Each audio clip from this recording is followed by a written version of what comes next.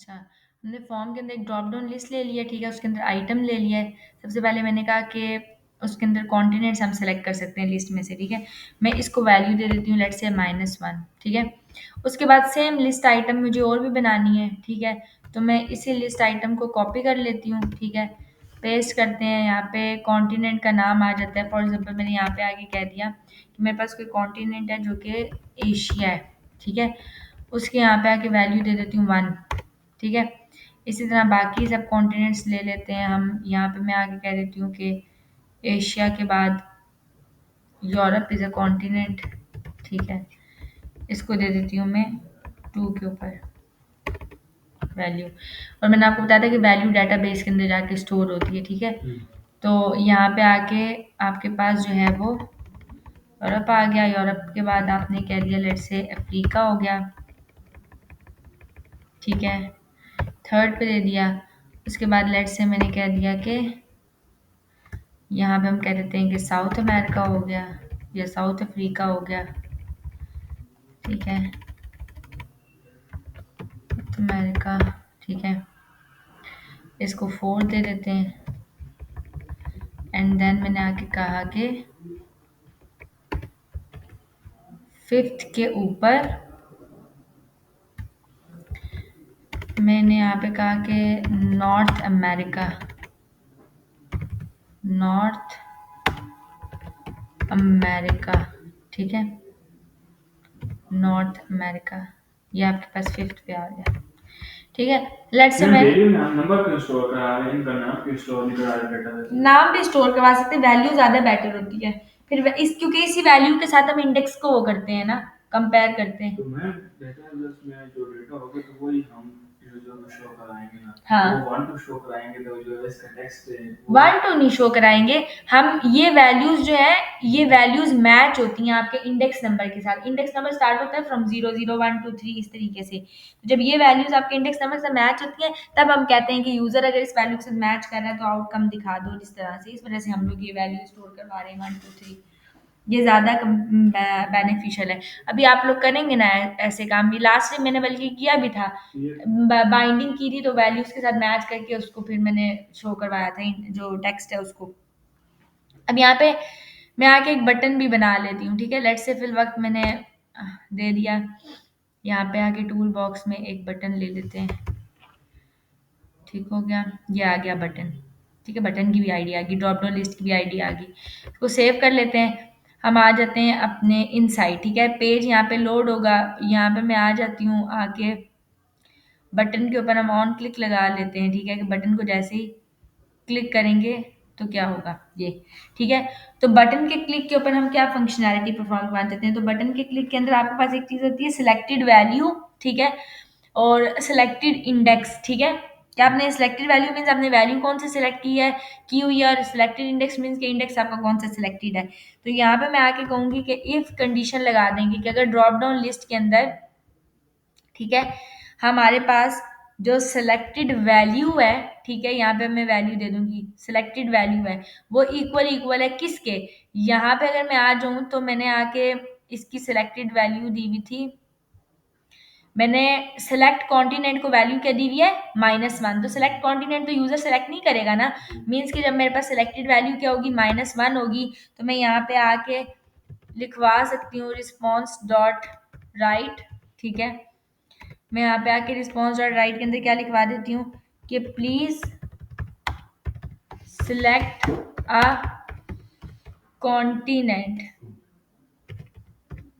ठीक है, कि कॉन्टिनेंट को सिलेक्ट करो, ठीक है। ये इफ की कंडीशन लगाएंगे। एल्स, एल्स में आप क्या काम करोगे, ठीक है, कि अगर तो उसने यूजर ने वैल्यू सेलेक्ट की है तो उस केसेस में आप रिस्पॉन्स डॉट राइट करवाओगे, ठीक है। रिस्पॉन्स डॉट राइट में आप कहोगे कि जो ड्रॉप डाउन लिस्ट है, ठीक है, ड्रॉप डाउन लिस्ट के अंदर आप कहोगे कि जो आपके पास सिलेक्टेड आइटम है, क्योंकि आपके पास सिलेक्टेड आइटम भी एक चीज होती है, ठीक है। सिलेक्टेड आइटम मीन्स आपने कौन सी आइटम को सिलेक्ट किया हुआ है, ठीक है। तो जो सिलेक्टेड आइटम है उस सिलेक्टेड आइटम का मुझे क्या दिखा दो, टेक्स्ट दिखा दो। तो ये आपने आके यहाँ पे दे दिया, ठीक है। अच्छा, ये आपको इस तरह क्यों, अच्छा ये नहीं आएगा ना, ये आएगा, ठीक है। और रिस्पॉन्स डॉट राइट में 2 पैरामीटर्स होते हैं, तो इसलिए प्लस लगा के ब्रेक भी डालेंगे। सही हो गया।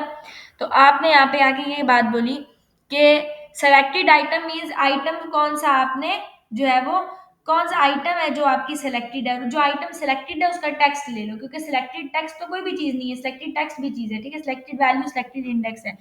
तो हम यहाँ पे आगे कहेंगे नेक्स्ट में सेम चीज को कॉपी भी कर लेते हैं बेशक, ठीक है। मैं आ जाती हूँ, मैं आके इसको ले लेती हूँ, एक मिनट, ठीक है।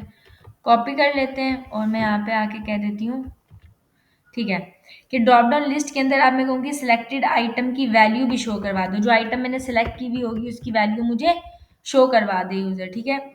उसके बाद थर्ड के ऊपर आप कहोगे कि लेट से मुझे सिलेक्टेड इंडेक्स भी शो करवा दे, तो यहाँ पे सिलेक्टेड आइटम डॉट टेक्स्ट के बजाय आप यहाँ पे क्या लिख देते हो, सिलेक्टेड इंडेक्स के जो इंडेक्स सेलेक्टेड होगा वो भी मुझे दिखा दे, ठीक है। आपने तीनों चीजें दिखा दी। अब ये आपके पास बटन के क्लिक के ऊपर होगा, ठीक है। फॉर एग्जाम्पल मैं आके इसको रन कर लेती हूँ।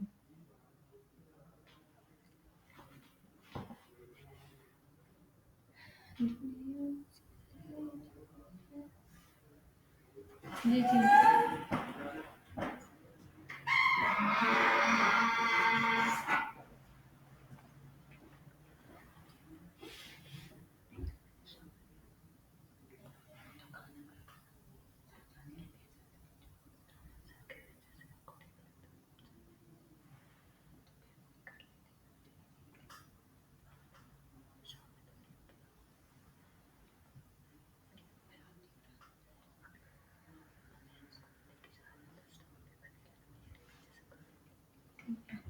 मैं आती हूँ, बस 5 मिनट में आ रही हूँ, फिर मैं आती हूँ, फिर बताती हूँ, ठीक है। अच्छा, मैंने अभी ना लेट से एशिया वगैरह सेलेक्ट कर लिया, ठीक है। तो जो मैंने एशिया सेलेक्ट किया था, मैंने एल्स में क्या कंडीशन लगाई थी कि अगर ये वैल्यू सिलेक्टेड हो तो क्या हो, मेरे पास इसका टेक्स्ट, इसका इसकी वैल्यू और इसका इंडेक्स नंबर शो हो जाए। समझ आ गई। तो इसका टेक्स्ट, इसकी वैल्यू और इसका इंडेक्स नंबर 1 आ रहा है। 1 इंडेक्स नंबर क्यों आ रहा है, जैसे मैंने अभी आपको बोला, क्योंकि वो 0 से स्टार्ट हो रहा है, आपके पास 0 और ये 1 आ गया, ठीक है। तो ये 1 इंडेक्स नंबर भी इसका बन रहा है, तो यहाँ पर ये आपको शो हो गया, ठीक है। उसके बाद आप यहाँ पे अगर आकर कोई और ले लेते हो, लेट से मैंने कहा कि सिलेक्ट कॉन्टिनेंट वाला, ठीक हो गया। और मैं इसके ऊपर आके क्लिक कर लेती हूँ बटन, तो वो क्या कह रहा है, प्लीज सिलेक्ट अ कॉन्टिनेंट। समझ आ गई, ठीक है।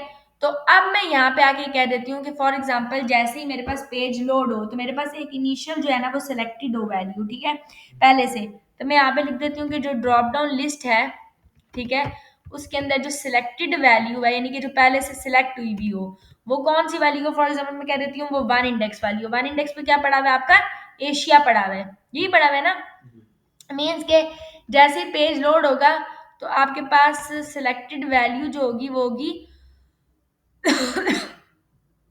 ये मैम आपने क्या दिया, इंडेक्स दिया या वैल्यू दी? वैल्यू दी है, सिलेक्टेड वैल्यू है, इंडेक्स नहीं है, ठीक है। इंडेक्स भी तो दे सकते हैं। हाँ, इंडेक्स भी दे सकते हैं। मैंने यहाँ पे एशिया लिखा, ठीक है। एशिया लिख के मैं जैसे ही बटन के ऊपर क्लिक करूंगी, अब ये वैल्यू क्या आ रही है, 1 आ रही है, ठीक है। अच्छा, अगर इफ यू रिमेम्बर, तो मैंने यहाँ पे आके लिखा था, इंटर किया था ये दोबारा से लोड करते हैं, ठीक है। मैंने सिलेक्टेड वैल्यू 1 दी हुई है, तो अभी प्लीज सिलेक्ट कॉन्टिनेंट आ रहा था, लेकिन अभी एशिया आ जाएगा।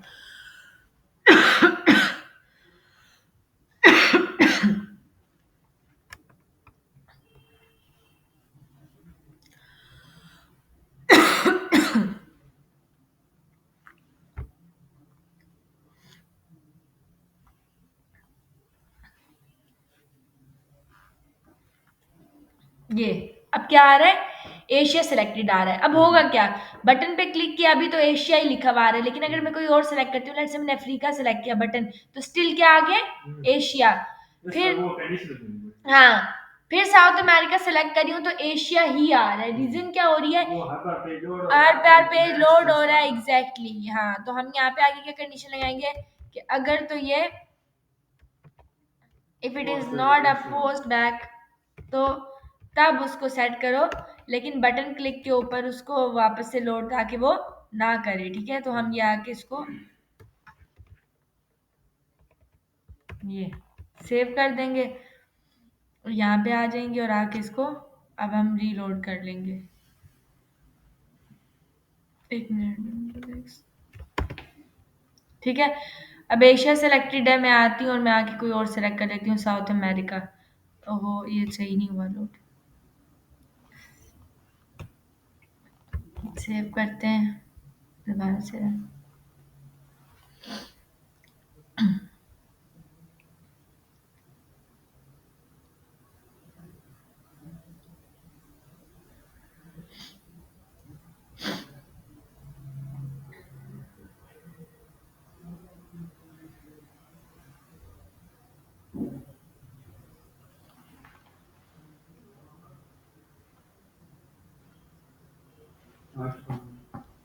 हाँ, अब क्या आ रहा है आपके पास? एशिया आ रहा है। अब मैं आके अफ्रीका सेलेक्ट करती हूँ, मैं बटन पे प्रेस करती हूँ तो क्या आ रहा है? अफ्रीका और उसका इंडेक्स नंबर और उसकी वैल्यू।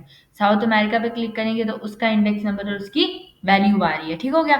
अब आपके पास सेलेक्टेड वैल्यू की भी कंडीशन आपको समझ आ गई है। सेलेक्टेड वैल्यू क्या है, सेलेक्टेड इंडेक्स क्या है, सेलेक्टेड आइटम के अंदर किस तरीके से हम टेक्स्ट और वैल्यू को लेते हैं। और लास्ट में भी हम लोगों ने बाइंडिंग का मेथड देखा था कि हम किस तरीके से डाटा बाइंड करते हैं और डाटा को फैच करेंगे थ्रू डाटाबेस।